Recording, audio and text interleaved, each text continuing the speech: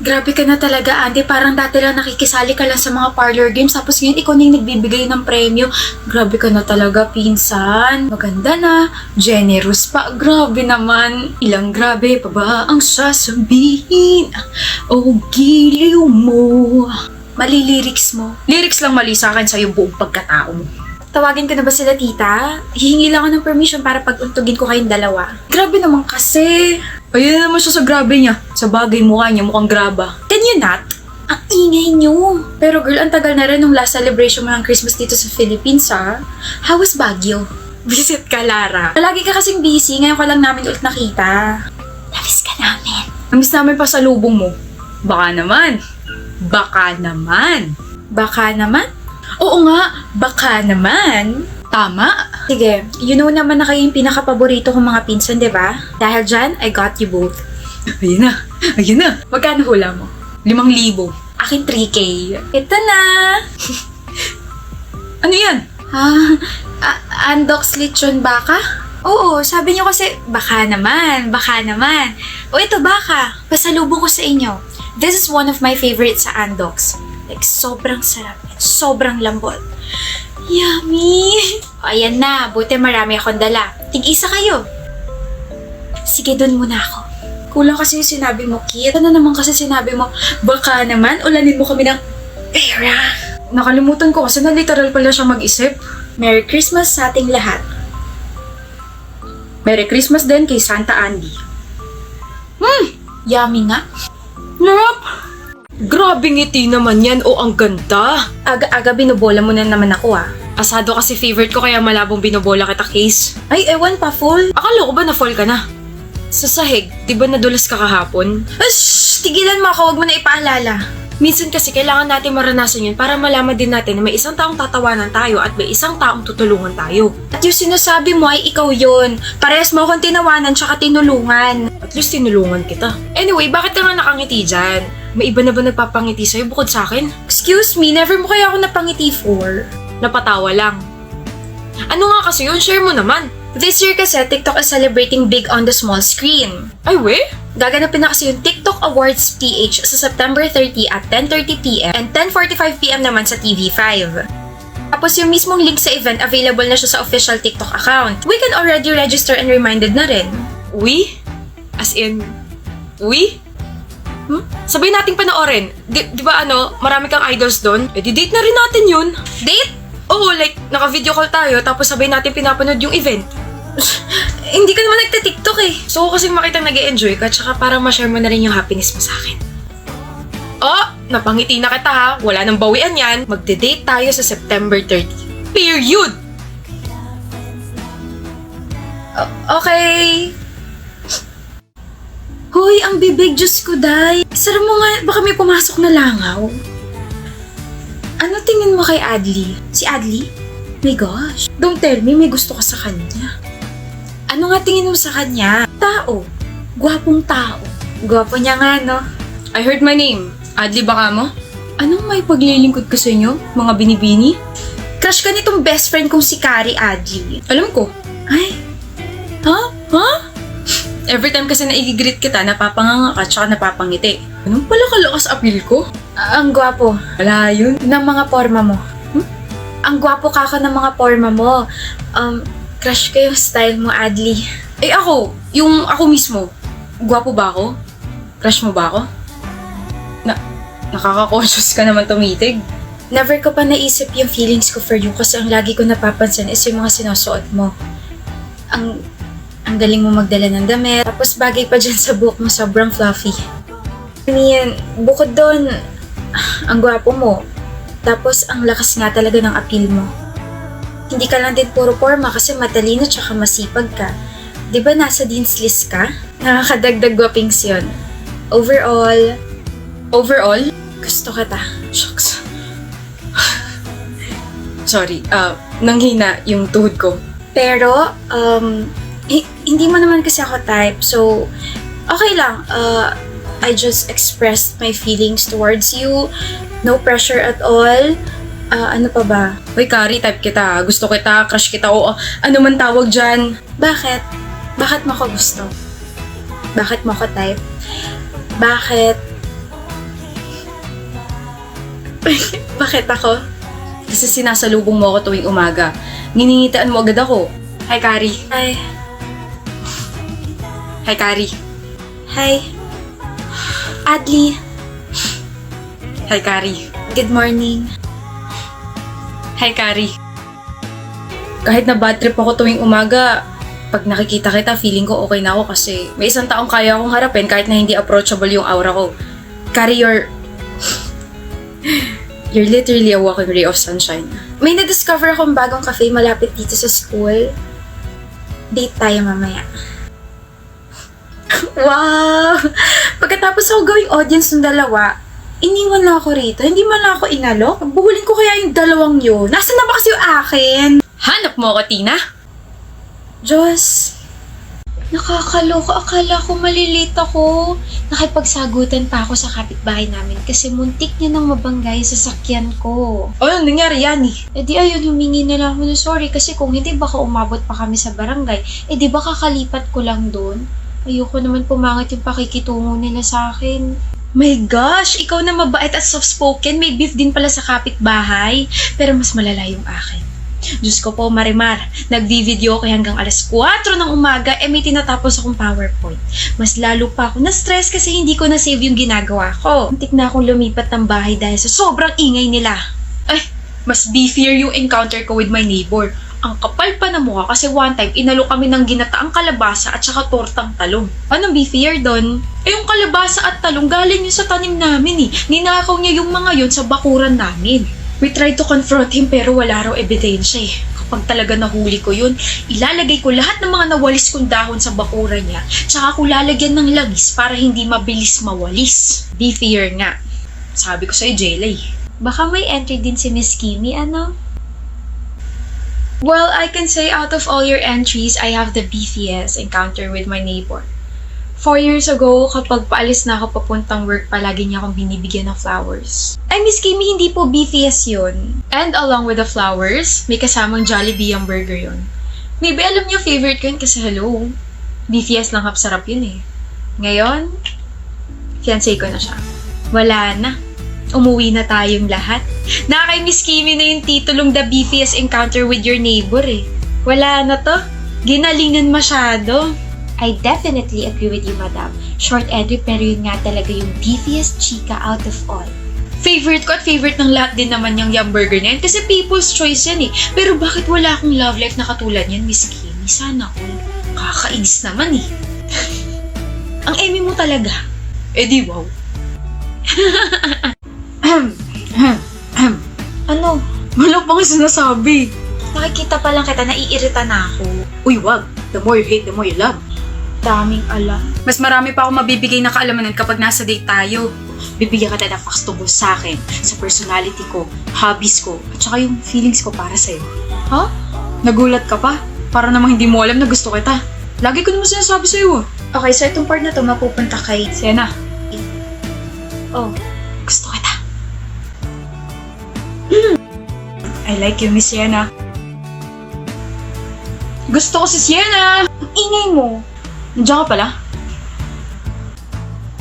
Alam ko, kulang na lang malaman ng buong school na gusto mo ko. Ang vocal mo masyado, visit ka. Eh, gusto ka eh. Oh, Yayayain kita sa April 22. Di ba naglalaro ka ng ML? paano mo nalaman? Tinalo kita. Grabe, mitik ka na samantalang ako. Mitikuloso lang. Ano meron sa April 22? May All-Star Music Carnival ang Mobile Legends at gaganapin to sa Market. Nalaman ko rin na may mga funny activities doon, in-game rewards, free merch, at saka MLBB Map Experience Zone. Talaga? Pwede ka bang i-date ron? Tapos, kakain tayo. Okay. Tapos, ha?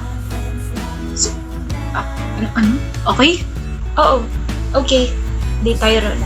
See you. May date kami sa April 22. Ninitian niya ako. Ang ganda. Wow, so much. Oh! Jowa na pala ni Darcy si Bora. Sino, Ray? Si Darcy, yung classmate natin. Jowa na si Bora. Kailan pa? Bumali ko. Kaka-hard lunch lang ni Bora kay Darcy sa IG. Ito. Asan na yun? Iniwan ako? Totoo ba, Darcy? Yung ano? Na girlfriend mo na si Bora? Ah, oo, 4 months ago pa. Bakit di mo sa akin sinabi? Kailangan ba? Classmate mo ako eh. I mean, hindi naman tayo close, pero syempre kailangan ko pa rin malaman, di ba? Ne, ikaw na nagsabi na hindi tayo close, so I don't see any point of sharing my private life with you. Nako, kung tinuloy ko lang yung panliligo kay Bora, baka ako na yung tinatanong mo ngayon. Ah, hindi rin. Hindi naman kasi ako interesado sa buhay ng iba eh. Well, magiging interesado ako kapag sinabi kong yung girlfriend mo si Bora, gustong gusto ko dati. Alam ko. Alam mo? Alam mo rin ba na palagi niya akong pinupuntahan sa classroom dati para lang tanawin ako? Palagi niya akong hinihintay sa gate para sabay kami pumasok. Alam mo rin ba na palagi niya akong binibigyan ng mga kung ano-ano? Papansin sa akin yan dati. Ah, talaga? Share mo lang? Ano gagawin? Wala lang. Gusto mo medal for being her crush before? Marami ako sa bahay. Sinishare ko lang. Pas walang may pake, walang nagtatanong. Yabang mo ah. Malay mo, kaya ka lang niya sinagot kasi nakikita niya ako sa'yo. Kung ganun man ang nangyari, kakaawa ka naman. Gusto niya ako kaya niya ako sinagot. Sus, palusot lang yan. Alam mo ba na kaya ako tinigil yung panliligo kay Bora kasi na-realize ko na hindi ko pala siya type. Na sobrang arte niya kaya. O tapos? Wala. Gusto ko lang din i-share at pagmayabang sa'yo na first love ako ng girlfriend mo. Swerte ko, diba? Who said you're my first love? Bora. My gosh, kaya pala everyone's asking me if I super like you kasi ganyan yung pinagkakalat mo like, ew? Ano? Hindi mo siya first love, B? No! First ka siguro, oo. Pero totoo naman, diba? Sabi mo gusto mo ako. Umamit ka pa nga sa akin dati. Yes, tama yun. I used to like you, but I didn't love you, Reg. Hindi rin totoo na I always go to your room para tanawin ka, hindi kita hinihintay sa gate, and hindi kita binibigyan ng mga kung ano-ano. Hindi ko sasayangin yung pera ko dahil lang gusto kita dati. Hala, hindi totoo yun? Big no, B. I only confessed to you, but you were so mayabang kaya. Tapos not true rin kaya na tinigil mo yung pandiligaw mo, na hindi nga kita binigyan ng chance para ligawan ako eh. Also, super turned off ako sa'yo when you tried to steal a kiss from me. Like, Germ, stay away! Ugh, kilabot so much eh. Ganyan pala epekto ng rejection sa'yo. Nare-reject ng heart mo yung brain mo. Okay, reminder, they have to be balanced, okay?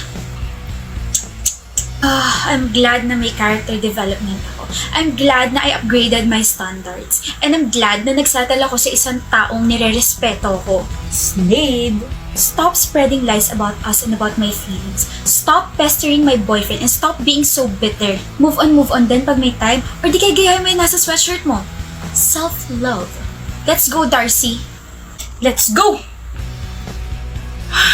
Yan, kung kailan may iba na, tsaka ka maghahabol. Tsaka ka ngayon magiging bitter. Sabi ko naman kasi sa'yo, wag mo i-take advantage yung feelings ni Bora sa'yo kasi may kapalit yun.